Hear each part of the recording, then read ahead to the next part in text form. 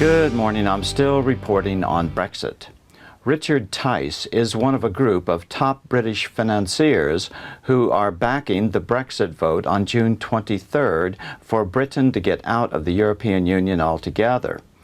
Tice helped lead the campaign to stop Britain from joining the euro currency back in the 1990s. He says in this morning's edition of the Fiscal Times that he and his friends in the financial services industry back then were right. Let's give due weight to those who said we shouldn't join the euro in the first place.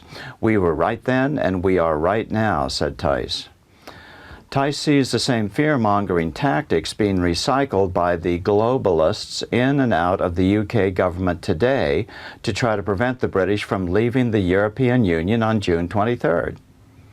According to the June 1st edition of the British magazine The Week, British Prime Minister David Cameron has made a fool of himself preaching Brexit doom and gloom. Cameron promises that if Britain strikes out on its own again, unchaining themselves from a continent misgoverned by Angela Merkel and the European Central Bank, and lately teeming with ascendant Eurosceptic nationalists, Britain's home values will decrease by about 20%, the economy will crater, and maybe the only thing that will relieve Britons of their hopeless misery and depression is early death in a war.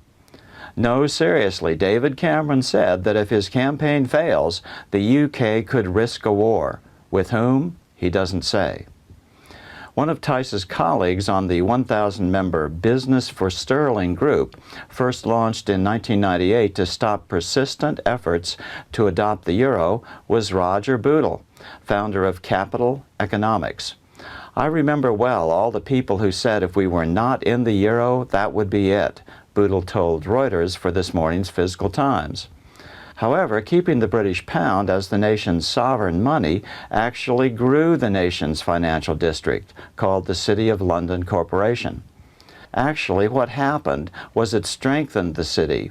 It killed all the minor financial centers, Amsterdam, Vienna, Milan.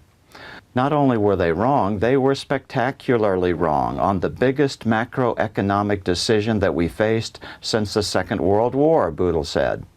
The track record of these people is really important. It is really woeful. And who are these people, the ones who just seem to always be there pushing against Brexit, pushing for the EU, pushing for the euro? According to this morning's Reuters piece on Richard Tice, the country's main business lobby group, as well as international companies who want the Brits to not only stay inside the EU, but even abandon their sovereign money, the British pound. Wall Street banks, Goldman Sachs, Morgan Stanley, Citi, and J.P. Morgan have donated six-figure sums to the campaign for the country to stay in the EU. Interestingly, these are the same folks who push for all the big consolidation of power schemes, the big trade deals, erasing borders and national identities wherever they can.